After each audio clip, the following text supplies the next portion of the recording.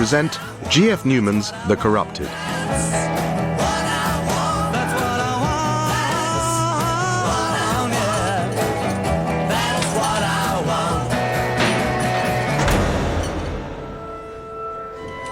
So London in '67 was the swinging capital of the world, leading in fashion and music. Hippies were everywhere.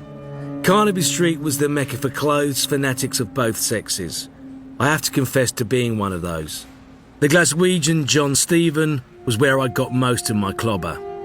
But Bieber in Kensington High Street drew fashionistas like moths to a flame, while Mary Quant made the King's Road. Joey's former partner, Emil Savundra, was charged with fraud over his insurance company, Fire, Auto and Marine. But Joey had long parted company with him, not only in good time, but with impeccable timing. There was no less strife in the world. Not surprising we warred when we couldn't even get on with neighbours, especially if they were black or from the Indian subcontinent. My Uncle Jack couldn't get on with anyone. He was increasingly paranoid. He was convinced his old friend from his childhood and army days, Bobby Brown, had returned from the dead to pull him down. No sooner had he got over that than it was back to Jimmy Humphreys, who ran the dirty bookshops for us in Soho, and who was now a problem because he had been seen drinking with Commander Drury. Jimmy drinking with Hairpin Drury means nothing, Jack. He's staying close, that's all. I mean, someone's got to keep an eye on the filth now the Richardsons are going to trial. No, Bri, he's betraying us. The same as that dog Denny Jones, what you brought here. Denny's as good as gold. Bobby Brown's putting one together with him. He bet on Denny. What about Bobby Brown? We should have popped in proper out at Manny's pig farm. That's where he's going to end up. You're just jittery because of what's coming out with the Richardsons. I'm protecting our firm. I'm the only one round here doing it. We don't want to go on no armed robbery. Makes you too vulnerable to the old bills. What are you saying now, Jack? You wanted to do blags. That's why we're paying these ex-cons. Not anymore. We're finished with blags. We get plenty from the clubs and protection. That's what the Richardsons are going down for. How much longer before the old bill gets round to us? Pills are the thing nowadays. We can't let the jungle bunnies nick it all. Wouldn't be any profit the way you swallow him, Jack. What are you laughing at, Pongo? You black bastard. You white mammy rammer. You're doing too much, don't you? Well, I get these headaches. I suppose like everyone else. We can't just tear up the plan. I'll talk to Bobby about it first. Don't let him have any more Pongo. Don't you tell me, Brian. Hey. Not do nothing, Brian. You could be joking. We done time and money. Jack's money, plotting in blags. There'll be a doddle. Jack turns on a sixpence these days. I think he's cracking up. Ain't I've gone downhill since I come back from Spain. You fancy telling him, Bobby? Don't think so, Brian. Tar very much. Well, knowing the problem doesn't solve it. Why don't me and Denny Jones have this blag? Start our own firm. Well, you and all. Jack's paranoid enough already, Bobby. If he found out we were even talking like this... He's a liability, Brian. How long can you carry him? He'll get us nicked, the way he is. You're right, I know. We could put away a share for him. Let your dad hold it. I'll think about it. I mean, Brian, how long before Jack's completely barmy? I said I'll think about it. Look, a couple of them jobs are ready to go. I mean, you got access to the money outlet? Who handles Jack if he finds out? He was my best mate, Brian. If it's my survival or his, I'll take him from behind with a hammer. Don't look now. Those two over there by the big conker tree. They've been clocking us for a while. I think they might be our bill. What shall we do? Leg it? It's a free country still, Bobby. Two friends could meet in the park. Unless they had the trees planted with microphones. What, you think they have? You're getting as paranoid as Jack. I'll see you later. Looking as lovely as ever, Margaret. Very elegant. I try, despite the Colonel keeping me short of money. Yeah, he doesn't appreciate you. So I spoke to my friend at the City of London Corporation. The council will sell you the site in Throgmorton Street, and at a good price. What price? He thought about £15,000. That is a very good price. They'll sell it as a derelict site without planning permission. Not so good. However, he said they would be sympathetic to an 8-storey office block going up. Can your friend push that through? And it would be in his interest. It would? Well, I'm afraid, Joseph, he wants a block of shares in the development put aside for him. Isn't that shameful? Yeah, it's the way of the world, regrettably. How many shares? We leave that up to you. He said you'd be sure to know the true value of his help. Indeed. You clever, clever girl. Shall we order? Can we get some tea, please, Rita? Oh, I'll have some coffee if you got any. Not instant. Of course we got proper coffee. Kona coffee. Thank you, Rita. You're in a good mood, Dad. You had a result on something? Your mother had the all clear at the hospital. Cancer's gone. Oh, that's great. Doesn't mean you don't have to visit, Brian. She loves to see you. She won't go to your place, and you know why. No, I'll give her a bell. Is she still visiting Leah? Leah's terrified, in case Jack finds out. Perhaps she'll end up topping him. That won't help her. Someone will. Well, they'll have to do for Pongo first. What happens if Jack finds out about this money you want me to handle? There's no reason for him to find out. Well, you'll be dealing with villains. And how is it they always seem to get caught? Not because the police are so smart. Villains can't keep quiet. You think you might be able to handle the money? It's business, Brian. I'll treat you like any other business. Bobby reckons there's 50 to 70 grand in that truck. Christ! What'd you do that for? You're as nutty as Jack. You stupid, stupid boy. Don't you ever learn? What? We're talking business and suddenly you start yapping like any ordinary criminal. But you're me dad. You think I wouldn't sell you out? I don't know you. Came here with a business proposal, not one I like, mister. What are you talking about? You've been obtuse. I do not wish to do business with you. I think the Richardsons knocked a few screws loose when they pulled your teeth. You are getting as nutty as Jack. Brian won't be staying for coffee, Rita. Well, there's a turn up. Aren't you being a little hard on Brian, Joseph? He's young. Oh, he'll grow old in prison if he's not careful. He's having to cope with that stupid brother of mine. Well, either he learns or learns the hard way in prison. He needs to make a name for himself, that's all. Why are you going about it, Catherine? He'll make the wrong sort of name for himself and ruin our reputation into the bargain. Perhaps you should give him another chance. Catherine, don't you tell me how to run my business. I'm trying to help you keep a relationship with my son. Well, both of us will end up in prison, and these chips aren't cooked properly. Those chips are French fries.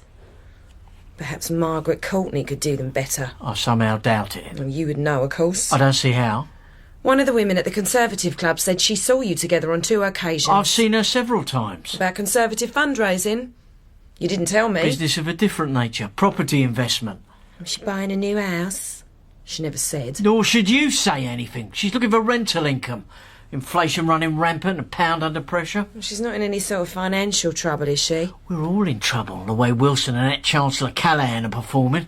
And that's all I'll say on the matter, Catherine. I don't want it mentioned again. I'll put those chips in for a bit longer, Joey. We're not expecting anyone. Let's see who it is. Oh, it's probably Jehovah's Witnesses again.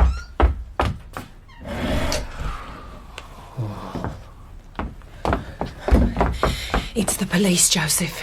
George Fenwick and Detective Constable Wednesday. I'll put them in the downstairs sitting room. Oh, don't look so worried, Catherine. I'll go down.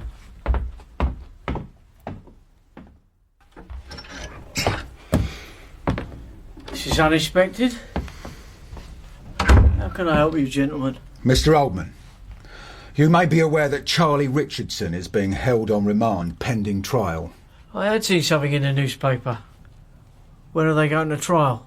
That depends on the witnesses we manage to persuade to give evidence. I hope they're good witnesses, Chief Inspector. Violent criminals should be in prison. We need your help. I don't see how I can help. Well, the Richardsons tried to extort money from you, Mr. Oldman. Whatever my relationship with them, I'd prefer to forget it. We understand it was painful. I just said I want to forget it. Weren't you listening, son? If all witnesses take this attitude, Charlie Richardson's likely to walk free. His brother's already serving a prison sentence, but it won't keep him there long. They'll be back to their old ways. Find another way. With all the resources at your disposal, you must be able to gather sufficient evidence. We know most of what they've done, both here and abroad. We have to satisfy a jury. You can and you must. You want me to invent things, Mr. Wednesday? We'll put these thugs down any way we can. Ah, is that how our criminal justice system works? We won't resort to that, Joey. We are pretty desperate, though. What sort of witnesses you have? A number of criminals they tortured. One brought back from South Africa, where he was under sentence of death. The Richardsons conspired with him to commit murder. Then you seem to have a pretty solid case. Yeah, until their smart barristers get up in court and say these grasses are giving evidence to get even with the Richardsons. What we don't have is a respectable businessman like you. Now, your evidence would carry more weight with the jury than all those villains. The police can provide protection for you and your family, Joey. And when the case is over and the fuss has died down? Well, we hoped a law-abiding businessman would see it as his duty. If all citizens took this attitude, we'd never convict anyone. I don't need you pointing out my duty, Mr. Wednesday. Well, then think about the consequences if you don't help us. I won't have you coming in here threatening me. The more you resist, the more people ask what it is you have to hide, sir. What people? I've got nothing to hide. Well, that's not how it appears. Enough, Tony. The cost will be to those honest citizens not brave enough to resist the Richardsons like you did. To paraphrase what the late John F. Kennedy said, don't ask what this will do for you, ask what it will do for other innocent people who become the victims of these thugs. Oh, you are very persuasive, Mr. Wednesday. I'll tell you what, I'll have a think about it. You do that. He said he would, Tony. Now leave it. We're done here. Thank you for your time, Mr. Oldman. You can find your own way out. We'll expect to hear from you. Tony, enough. Out. You think he went for it, Gov? We make a good hard and soft team. There's a good chance he'll think we'll start looking at him if he doesn't help. Does he have much to hide, Gov? They say behind every successful businessman there's a successful crime. I expect, like most of them, he's got things he don't want looked at too closely. Well, maybe I'll take a closer look anyway, Gov. The whole family's like a rotten pear waiting to fall apart.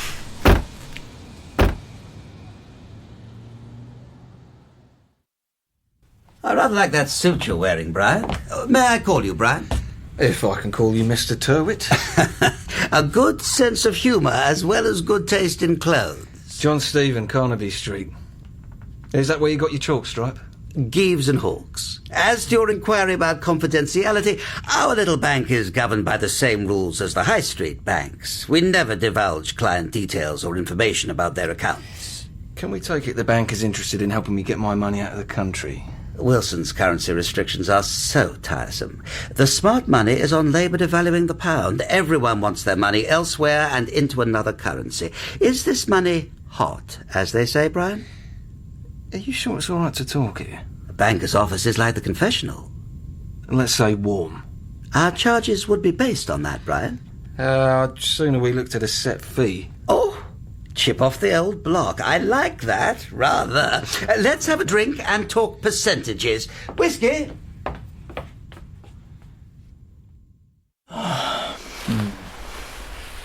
Married man spending an afternoon in an hotel room with a married woman. My idea of heaven, Margaret. You're such a dark horse, Joseph. I wonder what other married women you bring here. I wouldn't. And I don't. Oh, poor Joseph, you look shocked. You do believe me? You're betraying Catherine. Why not me? I love you with a passion. You make my heart sing. Oh, darling, that's what I need to hear. Tell me again and again. I do love you. Do you know, I never had an orgasm before making love to you. That's wonderful. Perhaps I should write a letter to the Times. You're so witty, Joseph.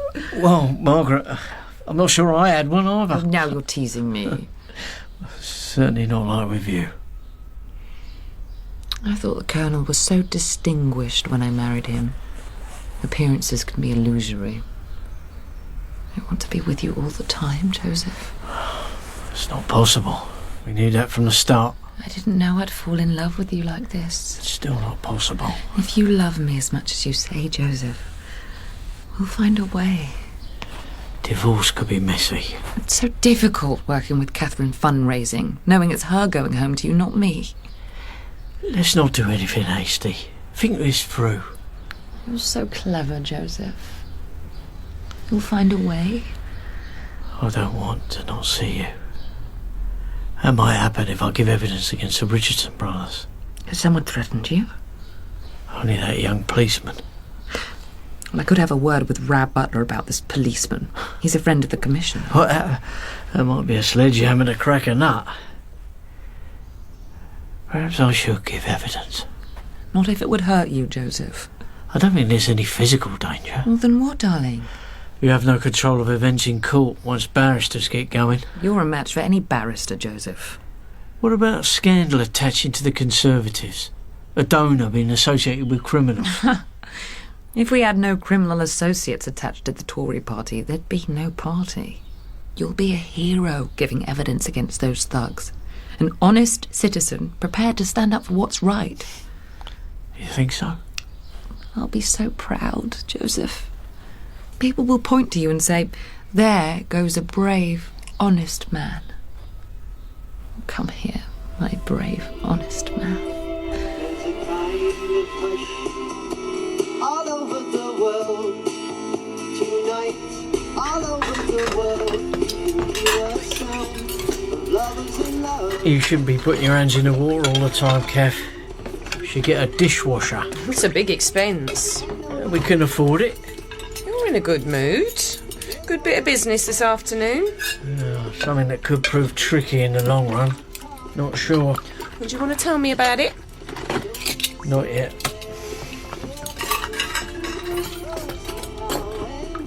I've decided to give evidence against the Richardsons. You haven't, Joseph. What on earth for? I thought you'd be pleased. We're leading the right sort of life now, doing the right thing. I want to be able to walk down the street and have people point to me and say, there goes a brave and honest man. As long as they don't say, there goes a fool off to prison. It's the right thing to do, Catherine. What if those tricky barristers bring up any of your past deals? I'm a match for any of them. Well, something must have happened to make you like this. I'm relieved to be doing the right thing. I'll give George Fenwick a ring. Have him come to the office for my statement.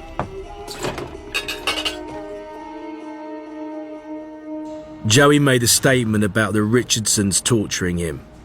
He was careful not to mention the source of the money they were trying to get from him. If Joey could withstand the pain of having his teeth being pulled out with pliers and not telling where the money was, he was confident of not revealing anything in court. Meanwhile, Jack was resisting seeing the winds of change. He refused any part of our new firm. Not only that, he said it shouldn't exist. That was depressing. I hoped he'd change his mind. Bobby Brown and Denny Jones were equally depressed when we met to talk about it in the Greyhound pub just behind Barker's in Kensington. We met there because Denny kept a bedsit in the square and used it to shag women without his wife knowing. Bobby's reaction about Jack was surprising. That's custody, Brian. What do you mean? Custody? Jack said no. No, I heard you. Custody. Time to dump Jack and have it ourselves. Bobby's right, bruh. We can't sit around the club twiddling our thumbs, waiting for Jack to go berserk again. Ain't what I signed up for. If Jack gets word of this, we'll have to cap him. Can you handle that, Bobby? Jack's been my mate for as long as I can remember. Thing is, Brian, I don't know him anymore. Is that a yes? It's just see what happens. I mean, we'd have to do Pongo as well. We decided you shouldn't go on a job, right? What sort of game is this? Dennis right. We got enough help. Stick close to Jack in case of trouble. But Jack isn't gonna know. Wait in case he does. We'll get the money to you for your man to handle. It's best, Bri. I had adrenaline pumping through me for days. It was exhausting. First about the job, then about Jack finding out, and then about the job itself going off. I heard it on the news before I got a call from Denny Jones to say it was all done and to come and collect the money to take it to my man. So far, so good.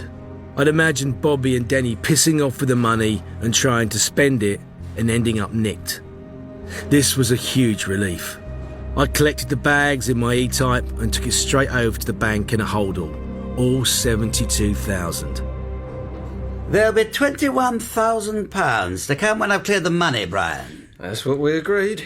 What are they going to do with their shares? The people who wanted change. Nothing sensible for sure, Julian. Wine, women and song, I expect.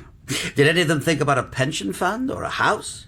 They could get a nice semi in Sutton, say, or Wimbledon for 3,000 or 4,000. I can't see that happening. I'm trying to give sound advice, Brian. When can I expect to be paid?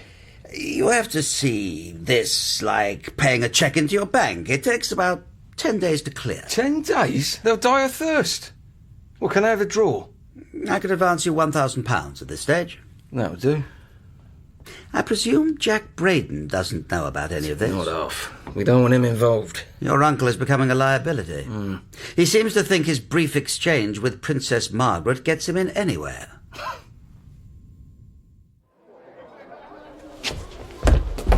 Pongo, what's the rush? Where's Jack? Walshy's got to talk to him. He's locked in the office, taking his medicine. Why'd you let him, Brian? You know it does his head in. I can't stop him. Yeah, I wouldn't go in there, Ewan. Pongo's the only one who can handle him like this. Then maybe I'll have a drink. I heard you was on a wagon. Well now, Brian, I hit a little bump in the road and didn't I fall off, so I did. I'd be having a vodka and tonic. No tonic. What's Pongo so worked up about? All I did was tell him Denny Jones was in the castle in Brixton, shooting his mouth off about Jack, saying he's a slag and how his firm had him over. Did he say how? What was he saying, Ewan? Oh, I thought you'd want to know, Jack. Denny working for you, so... I'll kill him. He's gone and done that job when I said no. No, Denny. He's just got a big mouth, especially in drink. The papers reckon that robbery in Kingston was worth 72 grand. There's a lot of firms at it, Jack. No, it was snaky Denny Jones. Find him, Pongo. Bring him to the flat. We can't have drunks slagging me off. Go with him, Brian.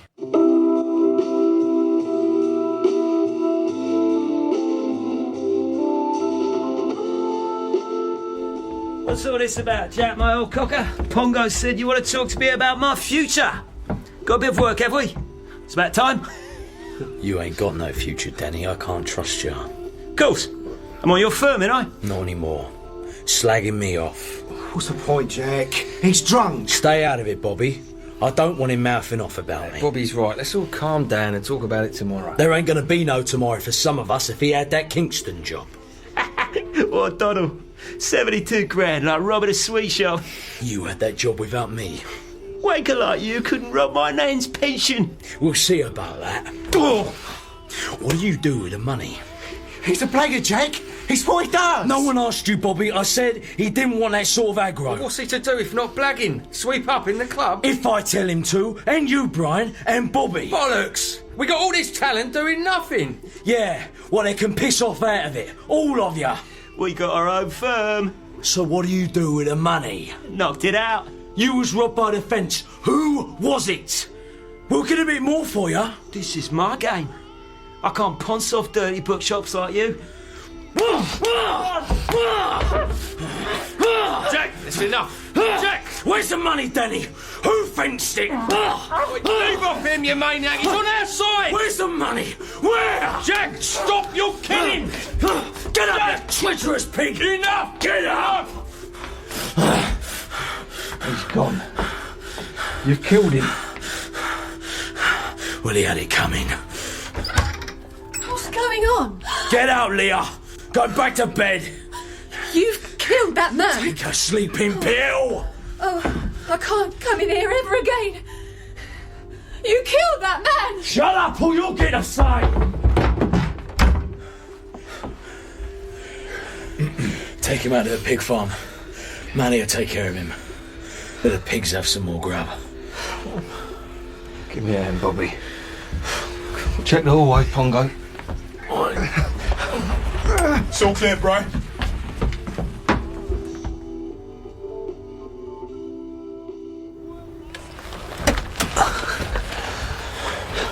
I'm not going out to that pig farm, Brian. Denny was a pal of mine. He still is. What?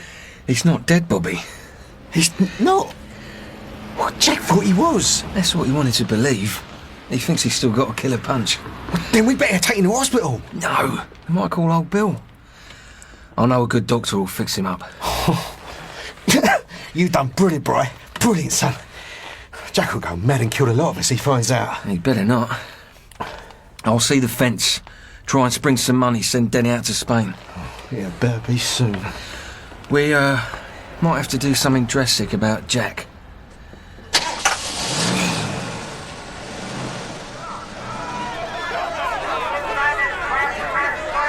Looks like the hare wins again, Julian. Unfortunately, bookies don't take bets on the hare, Brian. Can any of our money come our way yet? Things are getting desperate. I'm afraid not. It's not in a safe place yet. Well, I need another advance. Someone has to go away quickly. This person doesn't know I'm involved. You don't let anyone know your business other than on a strict need-to-know basis. If I learn nothing from my dad, I learn that. Excellent advice. Could you give us another sub, Julian? That's not how banks work. At the moment, I'm out of pocket the £1,000 already advanced. Well, when will we be paid? Be patient, Brian. If you need cash, bet your shirt on White Eagle in the next race. I am.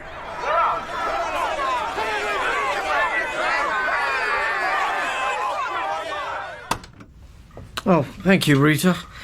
No interruptions, please. Detective Chief Inspector Fenwick called to say you have to be at court in the witness room by 9:30 tomorrow. Not to forget. Thank you. Not likely to forget. You're doing all right, Dad. With 6 secretaries now. Clerks. Rita's my only secretary.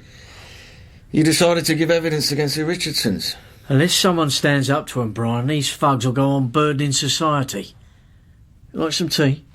Why not? Will you pour it? I take mine black these days. Blimey. Tastes bad enough with milk and sugar. Then why'd you drink it? Habit, I suppose. Like coffee and wine. What do you think about loaning me a bit of money? Not much. What interest? You thought about that? Eh? No. I thought family would be different. Money makes no distinction. I thought you were doing okay with Jack in the clubs. It's wages.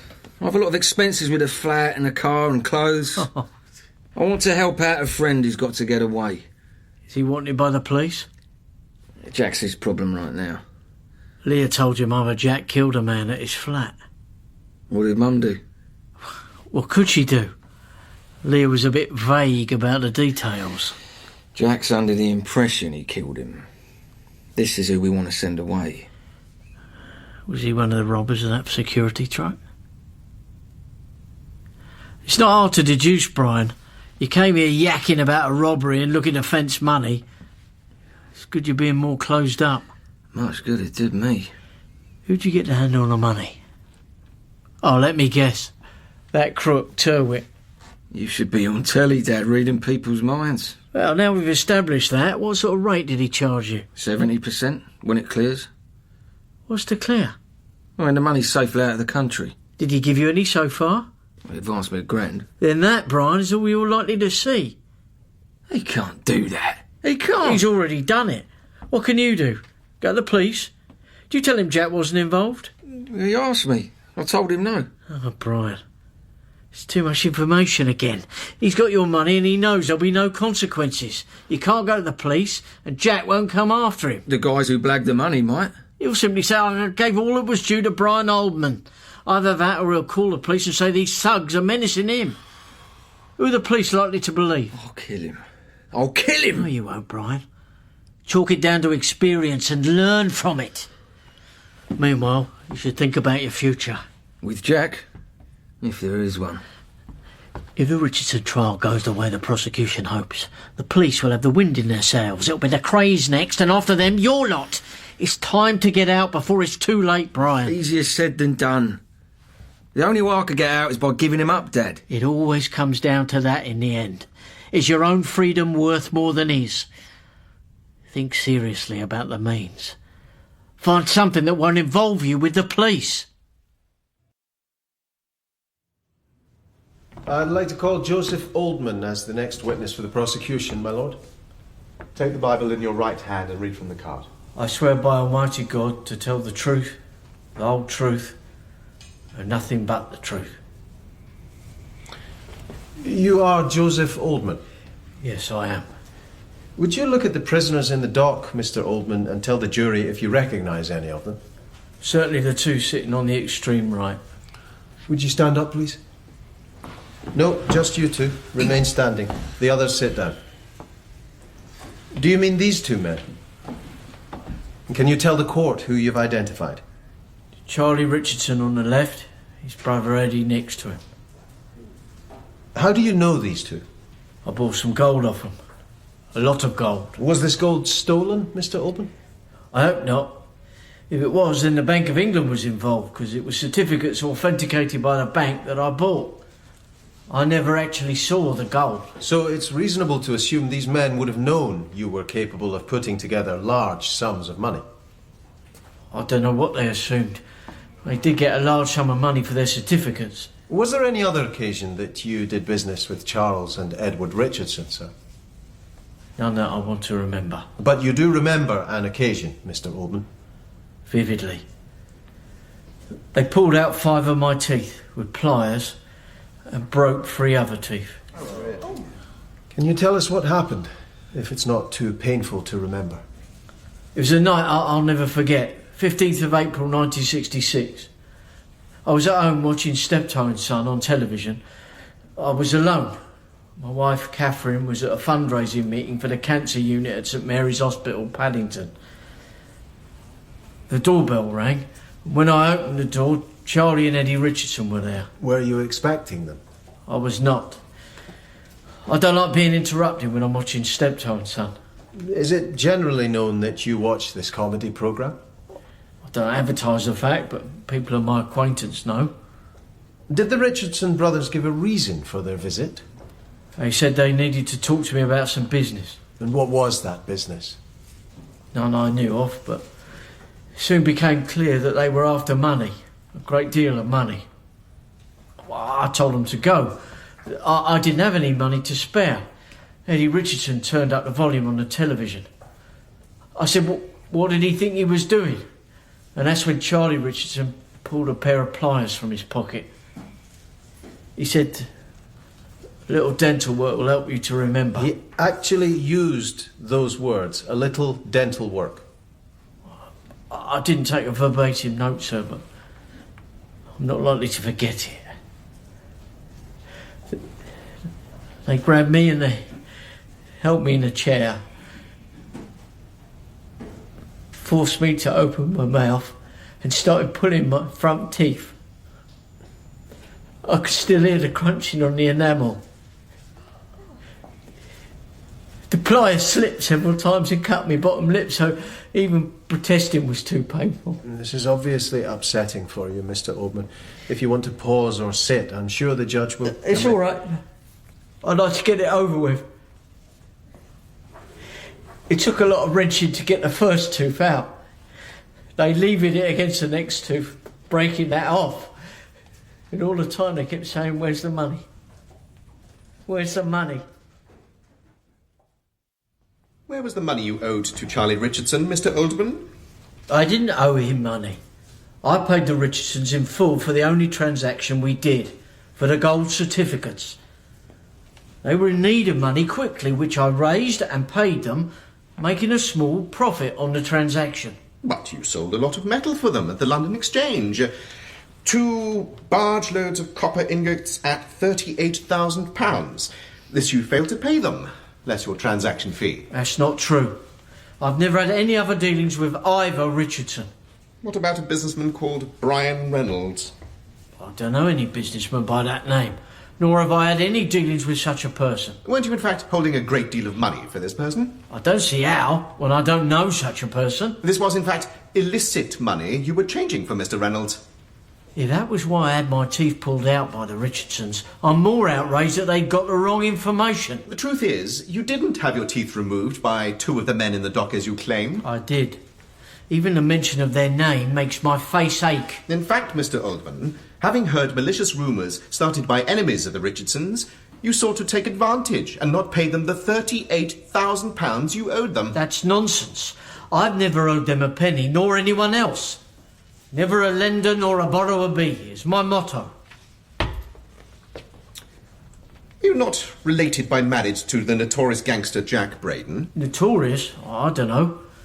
Mr. Braden has had some scrapes with the law.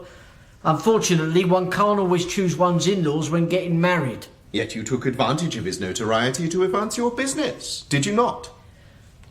My wife and I used my mother-in-law's house as security to start in business. We worked day and night to build that business. We didn't take holidays or buy a car or new clothes or toys for our son. When we eventually sold ma-in-law's house, we paid Jack back with interest. And that's the only business we've ever had together. Isn't your relationship with Mr. Braden somewhat closer than you make out? It's never been close since his army days when he fell out with my wife. He also fell out with the Richardsons, rather badly, over a business deal when Jack Braden tried to cheat them. Seems an awful lot of people have been trying to cheat your clients. I didn't do any deal with them for copper, only the gold certificates. Which you purchased below market price with a great deal of cash. Yes. Money you were holding for Mr. Reynolds. Yes, no. I don't know Mr. Reynolds or his money. Is it yes or is it no, Mr. Oldman? You no longer seem sure. I'm sure it's no. I do not know Bruce Reynolds. Is Mr. Reynolds called Bruce? I thought I referred to him as Brian. In fact, I know I did. So you do, in fact, know Bruce Reynolds. No. Neither Brian nor Bruce or any other Mr. Reynolds. Isn't your entire evidence a tissue of carefully woven lies to cover your own nefarious dealings? And the fact that you were trying to cheat Charles and Edward Richardson out of what you owe them? That's a lie. They pulled my teeth. No further questions. They pulled my teeth out because they're sadists. Thank you, They Mr. did. Oldman. They did. Oh, Joseph, you clever, brave man. Isn't he clever and brave, Catherine? He's exhausted, Margaret. We've got to go home. Oh, what a pity. The Colonel wanted me to invite you both to tea. It will have to be another time. He wants to ask you about the rumours that those odious Richardsons helped the South African secret police to bug Harold Wilson's phones. I wouldn't have thought so, Margaret. That's all he and his MI5 people think about. Everyone's phone being tapped. I'd love to meet the Colonel and have tea. Another time, Margaret. Of course. Will I see you at the committee meeting tomorrow evening as usual, Catherine? You will. Come on, Joey. Congratulations on a job well done, Joseph. Why am I suddenly Joey again, not Joseph? You work it out. You're such a clever man. The Commissioner is ready for you now, Inspector Redvers. Thank you.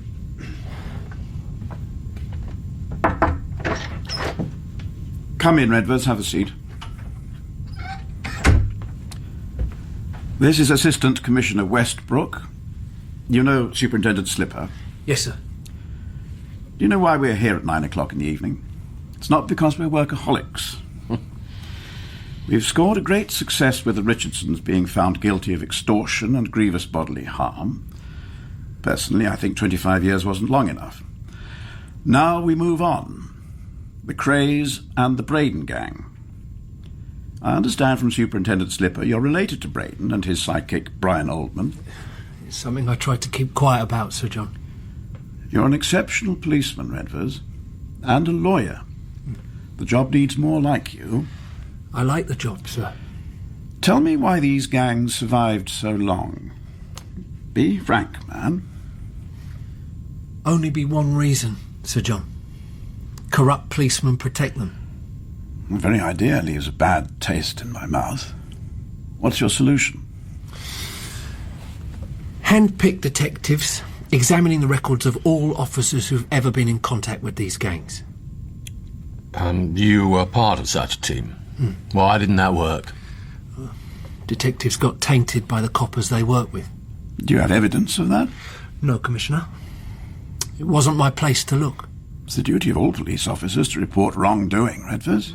You need resources and confidence in who you're reporting to. The working detectives who you'd examine may be wholly innocent. Then their reputations will survive such examination. Could you provide inside knowledge about Jack Braden and his gang? At this moment, I could not. We've not had contact since my mother took me to Manchester as a child. We didn't even go to my grandmother's funeral. Jack? He's the one, sir. Good. I'm going to provide you with the resources for the task, Redvers, and the rank. As of now, you are a detective superintendent, possibly the youngest ever in the Met. You'll report to Detective Chief Superintendent Slipper. No one else. We want to mount a serious attack on the remaining gangs, and woe betide any corrupt officer who gets in your way. Superintendent John Redfers floated out of the Commissioner's office, hardly believing what had happened to him. He wanted to share his news with Sonia. She answered the door in a bathrobe and had let herself go. That was a shock to him, but he had low expectations on the women front. Over a cup of tea, they got the whole of each other's news. She was thrilled at his promotion. Why don't you come back to work, Sonia? You've got to be kidding. Leave Tony screwing every bit of skirt that passes his door. Even started an affair with my cousin after I lost the baby. It was probably a shock to him too, losing the baby. 1,000 volts wouldn't shock him. What about you? I was married. It didn't work out. Chained to the desk. I'm sure someone else will come along. Someone as good as you, John. Who knows? Sonia. John? Sonia. Look, I'm putting a special squad together to investigate corrupt policemen. You could join it. You should start with Tony. He's up to things he shouldn't be. Would you consider it? No one would want a worn-out plonk, as my husband calls me. I would. The choice is mine entirely. Oh, John. You sweet, sweet man. Oh, I'm sorry. Does that ruin my chances? I have to go. Make your application to me at the yard. You'll be part of a great team, Sonia. We're going after Jack Braden's gang. The writing was now on the wall for Jack, but I still wasn't free of him. The fat puff Ronnie Kray went and killed Jack the Hat McVitie, stabbed him. Like with the affray the Richardsons were involved in at Mr. Smith's club, it set off vibrations that would bring the Krays into court. I warned Jack he should avoid shooters, but he ignored it. Being paranoid, he went around with 2. Meanwhile, Harold Wilson and his Chancellor Jim Callahan devalued the pound, which made Joey laugh all the way to the bank, with most of his money safely out of the country. Things weren't all sweet for him. Colonel Sir Rafe Courtney was going to cause as many problems for him over his affair with Margaret Courtney as he would for me. But I'm getting ahead of myself again. That's what I want. That's what I want. In G.F. Newman's The Corrupted, Jerry Oldman was played by Toby Jones, Cath Oldman by Denise Gough, Brian Oldman, Joe Armstrong, and Jack Braden by Luke Allen Gale. Tony Wednesday was Alec Newman, John Redvers, Paul Reddy, Pongo, Chinawadu, D.I. Fennick, Theo Fraser-Steele, Turwit, Jonathan Taffler, Margaret Courtney, Vanessa Kirby, Bobby Brown and the Defence, Charles Davis, Superintendent Slipper, Mark Perry, Sonia, Laura Molyneux, Sir John Waldron, Paul Jesson, Denny Jones, Will Adamsdale, and Rita, Annabel Wellen, with Ross Kemp as the narrator. G.F. Newman's The Corrupted was produced and directed by Clive Brill and is a Brill production for BBC Radio 4.